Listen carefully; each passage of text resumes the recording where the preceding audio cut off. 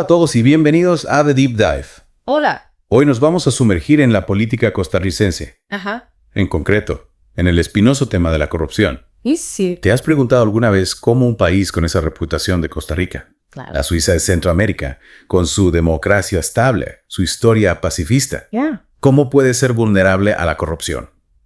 Es una pregunta que a todos nos ronda la cabeza, ¿no? Totalmente. Costa Rica siempre ha sido un ejemplo de democracia y desarrollo humano, Sí. pero ni aún así se ha librado de escándalos de corrupción. Ya. Y lo que me parece más interesante es que has traído material de todo tipo. Y sí. Hay información histórica, casos de corrupción recientes.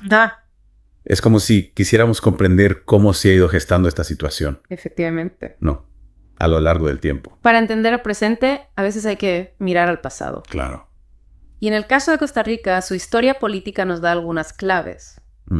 Durante gran parte del siglo XX, el país estuvo dominado por un sistema bipartidista. Con el PLN y la Unidad Social Cristiana, Ajá. alternándose en el poder. Entiendo. Esta estabilidad trajo consigo un desarrollo socioeconómico notable, sí, Ya.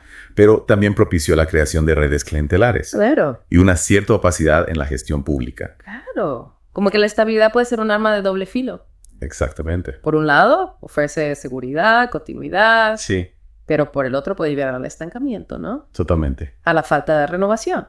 El dominio de estos dos partidos, con élites muy similares, Ajá. dificultó la entrada de nuevas fuerzas políticas Ya. y limitó la posibilidad de una verdadera renovación Ya. en la forma de hacer política. Mm. Esto, a la larga, pudo contribuir a que ciertos comportamientos poco éticos Ajá. se fueran normalizando. Es como si con el tiempo se hubiera tejido una red invisible de favores e intereses que lo controlaba todo, Sí. ¿no? Oh. Un entramado complejo que escapaba al control ciudadano. ¿Me Bueno, equivoco? es una imagen muy acertada. Y esta situación se vio agravada a finales de los 90, principios de los 2000, con la llegada de la crisis económica, las presiones de la globalización Claro. y una mayor fiscalización por parte de los medios de comunicación. ¡Zas! Se encienden las luces y la cosa se pone interesante. Sin duda, este contexto de cambio propició un creciente desencanto de la ciudadanía con las élites tradicionales y al mismo tiempo la prensa empezó a destapar casos de corrupción que hasta entonces habían permanecido ocultos. Se hizo evidente que el sistema político costarricense, Sí. a pesar de su aparente solidez, no era inmune a la corrupción. Y en este escenario de crisis de confianza, Sí, emerge el PAC, ¿no? exactamente. Con la promesa de una nueva forma de ser política. Sí. Más transparente, más ética. Figuras como Tonso Silis representaban esa ruptura Sí. con el bipartidismo tradicional Ya. y la esperanza de un cambio real. Pero la pregunta que surge es, ¿hasta qué punto lograron transformar el sistema? Para responder esa pregunta, creo que tenemos que analizar algunos casos concretos, ¿no? Totalmente. Empecemos por uno de los que más impacto tuvo. Sí. El caso Isel-Catel, que estalló en 2004. Sí. Tengo la libreta lista para tomar apuntes adelante. El caso Isel-Catel fue un verdadero terremoto político en Costa Rica. Caramba. Implicó al Instituto Costarricense de Electricidad, ¿Sí? una institución emblemática del país, Ya. y a la empresa francesa Alcatel, en una trama de sobornos millonarios Madre mía. para la adjudicación de contratos de telefonía móvil. O sea que no estamos hablando de cualquier cosa. No. Ya. El ICE es una institución fundamental en Costa Rica. Sin duda. No. Y lo más impactante fue que dos expresidentes, Sí. Miguel Ángel Rodríguez y Rafael Ángel Calderón Fournier, Madre mía. se vieron implicados en el caso. Andra. La magnitud del escándalo fue enorme y puso en entredicho la honorabilidad de la clase política costarricense. Vamos. Que la cosa se puso seria. Sí. Y recuerdo que incluso detuvieron a Rodríguez en el aeropuerto. Cuando regresaba de un cargo en la OEA. En la OEA. No. Sí. Fue un momento bastante surrealista. Fue un golpe muy duro para la imagen del país. Yeah. Aunque años después se revisaron las condenas, Sí. el daño a la credibilidad del sistema político ya estaba hecho. Claro. El caso Isel-Catel marcó un antes y un después Sin duda, un punto de inflexión. en la percepción de la corrupción en Costa Rica. Y paralelamente al caso de Isel-Catel, Sí. se destapó otro escándalo que también tuvo un gran impacto. Ajá. El caso Café Session. Efectivamente. También en 2004. En este caso, la trama de corrupción se centró en la Caja Costarricense de Seguro Social, otra institución clave para el bienestar de los costarricenses. Claro. Se investigaron sobornos en la compra de equipos médicos a la empresa Fischl, que habría pagado comisiones para inflar los precios. Y si no me equivoco, el nombre de Calderón Fournier volvió a aparecer en este caso. Así es. ¿Verdad? Su implicación en 2 escándalos de corrupción de tal magnitud. Madre mía. Sugería que no se trataba de casos aislados, sino de un patrón de comportamiento dentro del sistema político costarricense. O sea que la corrupción no se limitaba a un partido o a un sector concreto, sino que era algo más sistémico. Esa era la conclusión a la que apuntaban las investigaciones. Entiendo. Y esta percepción se vio reforzada por la aparición de nuevos casos en los años siguientes, como el llamado cementazo. El cementazo. Me suena de algo. Sí, Tiene que ver con la importación de cemento chino, ¿no? Exactamente. El cementazo implicó a altos funcionarios de los 3 poderes del Estado. Madre mía. Ejecutivo, legislativo y judicial. En una trama de tráfico de influencias para favorecer la importación de cemento chino en condiciones irregulares. Y la obtención de créditos millonarios con garantías dudosas. Es decir, que la corrupción ya no era cosa de manzanas podridas. No. Sino que afectaba a todo el árbol. Exactamente.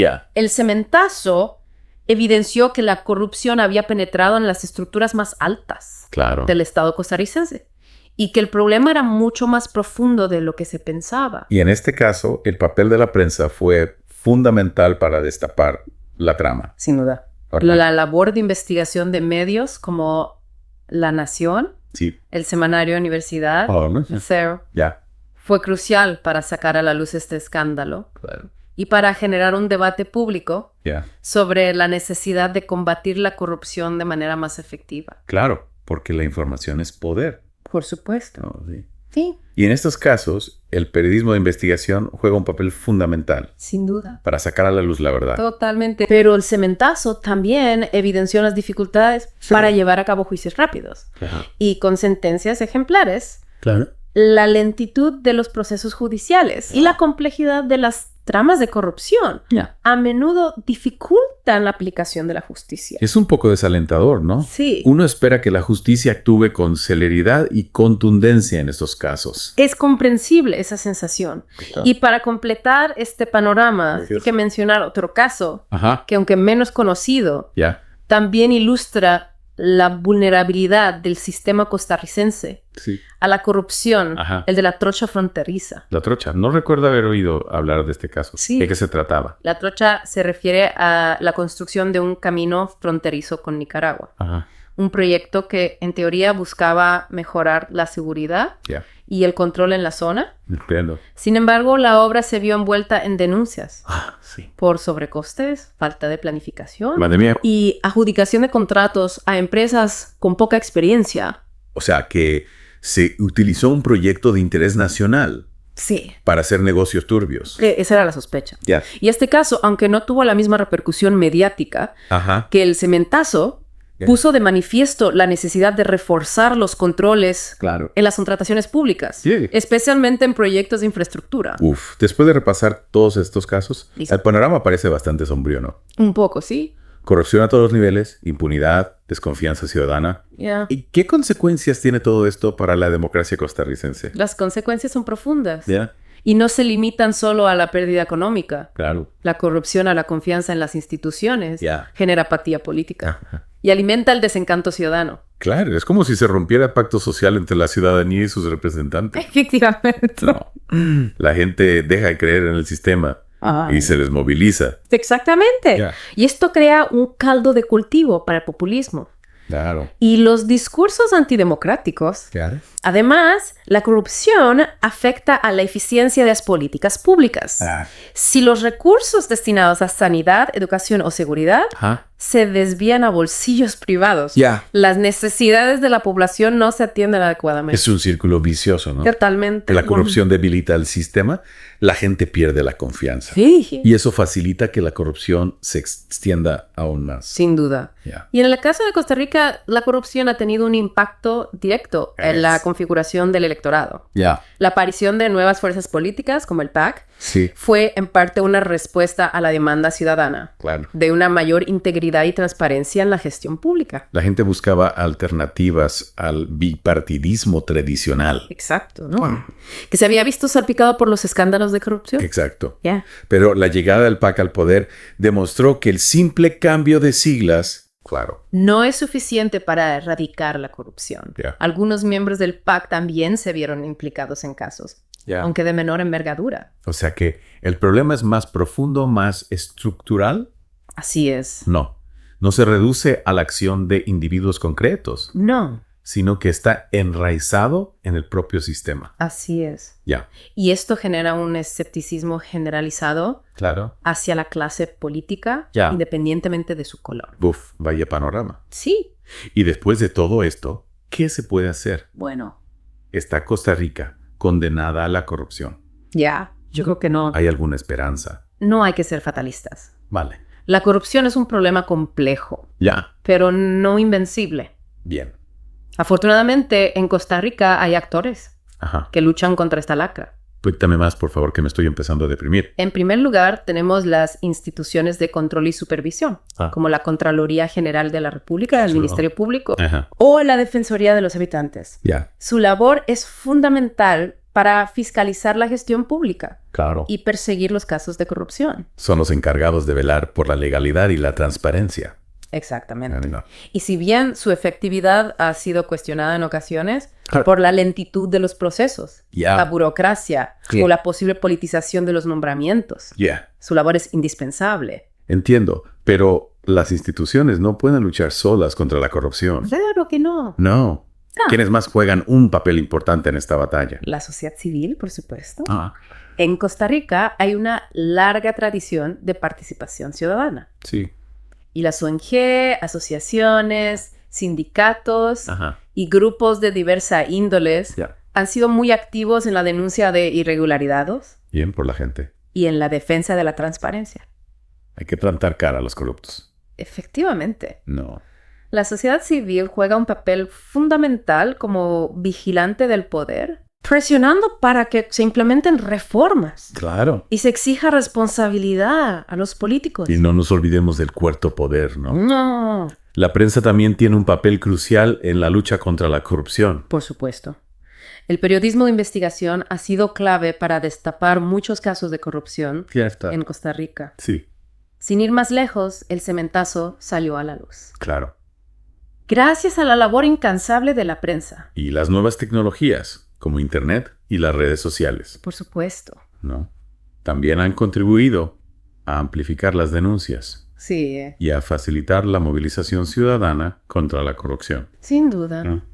Las redes sociales se han convertido en un espacio de debate público y de denuncia, aunque también hay que tener cuidado con la propagación de noticias falsas. Y la manipulación informativa. La información es poder. Pero hay que saber discernir entre la información veraz y la que no lo es. Totalmente. Y en este contexto, la educación juega un papel fundamental para formar ciudadanos críticos y responsables. La educación en valores, en el respeto a la ley. Sin duda. En la importancia de la transparencia. Es la base para construir una sociedad más justa y menos corrupta. Completamente de acuerdo. La educación es la mejor herramienta para prevenir la corrupción a largo plazo. Y con esta reflexión tan importante, vamos a hacer una pausa para tomar un respiro. Muy bien. ¿Cuidas la salud de tu tracto urinario? Uticarin, el suplemento dietético con múltiples ingredientes naturales que favorecen tu bienestar. Es hora de sentirte mejor, más saludable y en control. Haz clic en el enlace de la descripción y cuida de tu bienestar hoy mismo. Volvemos en la segunda parte de nuestro Deep Dive. Vale. Para analizar los escenarios posibles para la política costarricense. De acuerdo. Y las estrategias para combatir la corrupción de forma efectiva. Perfecto. No te lo pierdas. Hasta ahora. Retomamos nuestro Deep Dive. Y tras este repaso a algunos de los casos más emblemáticos de corrupción en Costa Rica, la pregunta que nos asalta es, ¿hay esperanza para el país? ¿Puedes salir de este atolladero?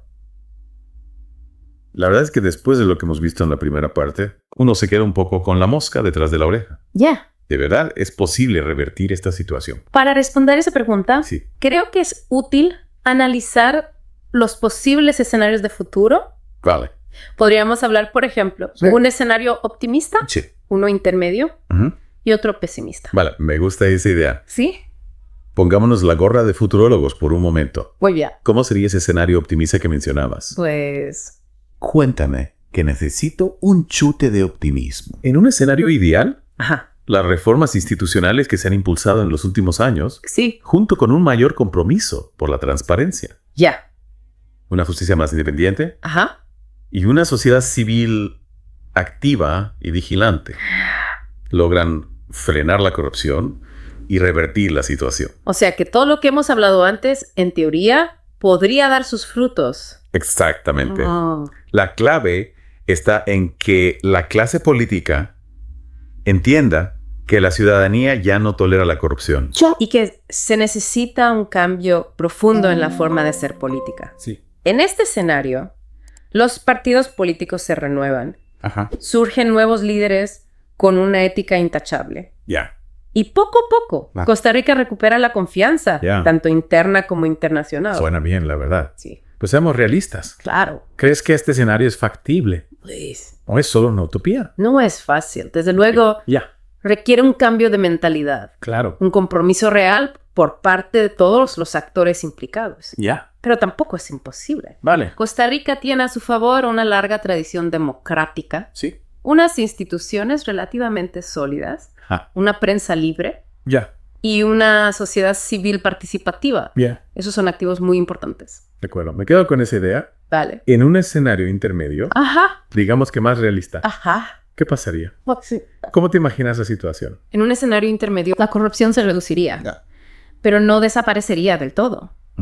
A pesar de los esfuerzos por mejorar la transparencia y el control, las redes clientelares y los comportamientos corruptos persistirían, aunque a menor escala. Entiendo. La ciudadanía se mantendría vigilante, pero con un cierto grado de escepticismo. O sea, que habría avances. Sí. Pero no sería un cambio radical. Exacto. La democracia seguiría funcionando. Pero con ciertas limitaciones, la sombra de la corrupción seguiría planeando sobre el país, lastrando su desarrollo. Y el escenario pesimista, mejor ni mencionarlo, ¿no? Bueno, creo que es importante tenerlo en cuenta. Para saber qué debemos evitar a toda costa. Claro. En este escenario, la corrupción se agravaría. Las instituciones se debilitarían aún más. Y el crimen organizado, especialmente el narcotráfico, penetraría en las esferas del poder a un nivel preocupante. Madre mía. El descontento social crecería y alimentaría discursos populistas y autoritarios que pondrían en riesgo la democracia. Eso sí que sería un desastre. Perder todo lo que Costa Rica ha logrado. Sin duda. En términos de democracia y desarrollo humano sería terrible. Pero, como decía antes, está en nuestras manos evitarlo. La lucha contra la corrupción es una tarea de todos. Porque cada uno de nosotros puede aportar su granito de arena. Totalmente. De acuerdo. Y hablando de lucha, ¿qué estrategias concretas se pueden implementar para combatir la corrupción de manera más efectiva? ¿Qué podemos hacer, además de indignarnos y lamentarnos? Hay varias líneas de acción que pueden marcar la diferencia. En primer lugar, es fundamental seguir fortaleciendo las instituciones de control y supervisión. Hay que dotarlas de más recursos, garantizar su independencia y agilizar los procesos judiciales para que la justicia actúe con mayor celeridad. Y contundencia. No basta con tener leyes. Hay que aplicarlas con rigor. Exacto. Y la impunidad es un caldo de cultivo para la corrupción. Exacto. Y en segundo lugar, hay que seguir impulsando la transparencia y el acceso a la información pública. La ciudadanía tiene derecho a saber cómo se gestionan los recursos del Estado. Y la transparencia es un antídoto contra la corrupción. De acuerdo, la información es poder. Por supuesto. Y una ciudadanía informada es más difícil de manipular. Efectivamente. Y hablando de la ciudadanía, ¿qué papel juega en la lucha contra la corrupción? Bueno, pues supongo que un papel fundamental. Claro. No podemos quedarnos de brazos cruzados esperando a que otros solucionen el problema. Exacto. La participación ciudadana es clave. Informarse, denunciar las irregularidades, exigir rendición de cuentas a los políticos. Participar en las elecciones de forma responsable. Ajá. Son acciones que pueden marcar la diferencia. O sea que hay que pasar de la indignación a la acción. Sin duda. No. La apatía y el conformismo son los mejores aliados de la corrupción. Sin duda. Ya. Y no olvidemos la importancia de la educación. Claro. Formar a las nuevas generaciones en valores éticos, en el respeto a la ley, en la importancia de la transparencia. Es la mejor inversión que podemos hacer para construir un futuro más justo y transparente. Estoy de acuerdo, la educación es la base de todo. Totalmente. No. Sí. Pero volviendo a los escenarios que mencionabas antes, sí. ¿Qué factores crees que van a determinar qué camino tomará Costa Rica? Bueno. ¿De qué depende que se avance hacia un escenario más optimista o que por el contrario se caiga en el pesimismo? Yo diría que hay 3 factores clave. Ajá. La voluntad política, la presión ciudadana y la eficacia de las reformas institucionales. Si los líderes políticos tienen un compromiso real con la lucha contra la corrupción, si la ciudadanía se mantiene activa y vigilante, y si las reformas que se implementan son sólidas y se aplican con rigor, entonces Costa Rica tiene muchas posibilidades de avanzar hacia un escenario más positivo. O sea que la clave está en un esfuerzo conjunto. Totalmente. No se trata solo de que las instituciones hagan su trabajo. No. Sino de que haya una voluntad real de cambio. Sí. Por parte de la clase política. Ajá. Y de que la ciudadanía se implique activamente en la lucha contra la corrupción. Exactamente. La corrupción es un problema complejo que requiere soluciones integrales y la participación de todos. Y para terminar esta segunda parte, me gustaría destacar la importancia de la cooperación internacional. Sí, la colaboración entre países también es fundamental, ¿no? Sin duda. La lucha contra la corrupción no es una batalla que Costa Rica pueda ganar sola. La colaboración con otros países, con organismos internacionales, intercambio de experiencias, la asistencia técnica, son herramientas muy valiosas. Claro, porque al final la corrupción es un problema global. Sí. ¿No? Que requiere soluciones globales. Exacto. Y con esta idea de colaboración global, vamos a hacer una pausa para tomar un respiro. Dale. ¿Cuidas la salud de tu tracto urinario? Uticarin, el suplemento dietético con múltiples ingredientes naturales que favorecen tu bienestar. Es hora de sentirte mejor, más saludable y en control. Haz clic en el enlace de la descripción y cuida de tu bienestar hoy mismo. Volvemos en la tercera y última parte de nuestro Deep Dive. De acuerdo. Para analizar el impacto de la corrupción. En sectores concretos de la sociedad costarricense. Perfecto. De nuevo contigo, The Deep Dive, ya en la recta final de nuestro análisis sobre la corrupción en Costa Rica. Y en esta última parte, como adelantábamos, aterrizamos en la realidad cotidiana de los costarricenses.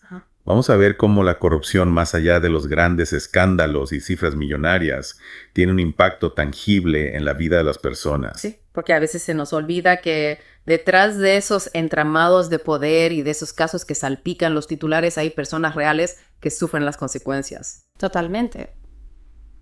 Para verlo con ejemplos concretos, nos vamos a centrar en 3 sectores clave: infraestructuras, sanidad y educación. ¿Te parece? Perfecto. Empecemos por las infraestructuras, carreteras, puentes, obras públicas. ¿Cómo se ve afectada esta área por la corrupción? Imagínate una carretera construida con materiales de baja calidad porque alguien se llevó una comisión al adjudicar el contrato a la empresa amiga, o una obra que se eterniza con retrasos inexplicables y sobrecostes sospechosos. Claro.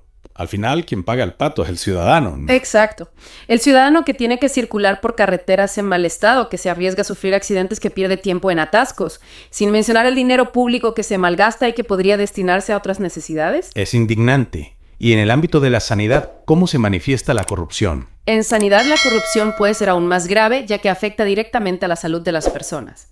Piensa en la compra de medicamentos o equipos médicos a precios inflados, o en la adjudicación de contratos a empresas que no cumplen los requisitos mínimos de calidad. Sí.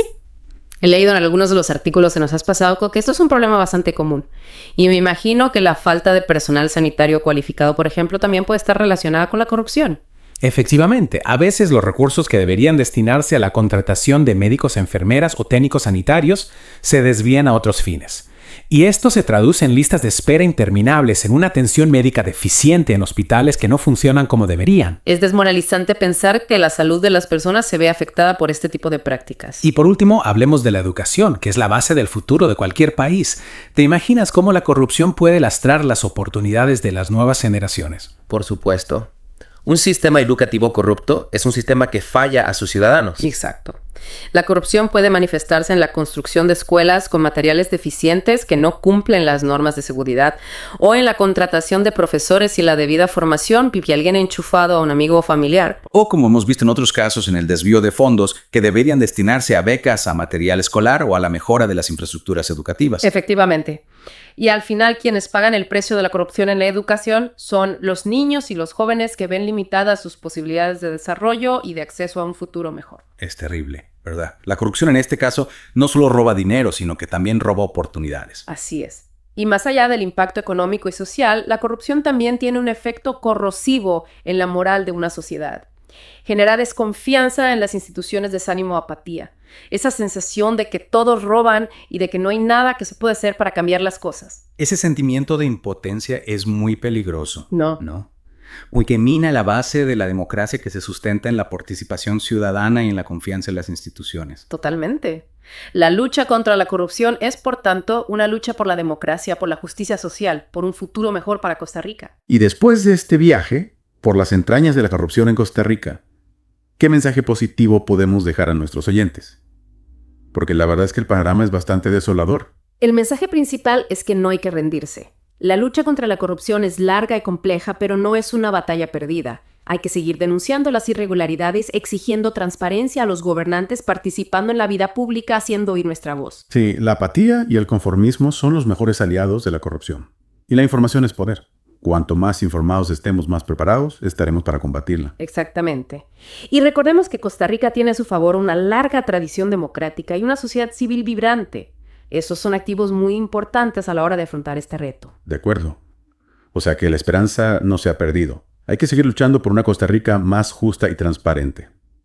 Y con esta reflexión positiva damos por concluido nuestro deep dive sobre la corrupción en Costa Rica. Espero que este análisis haya sido útil para comprender la complejidad de este problema y para reflexionar sobre las soluciones. Ha sido un placer compartir este viaje contigo y con nuestros oyentes. Y recordemos, la información es poder y la participación ciudadana es fundamental para construir una sociedad mejor. Hasta la próxima.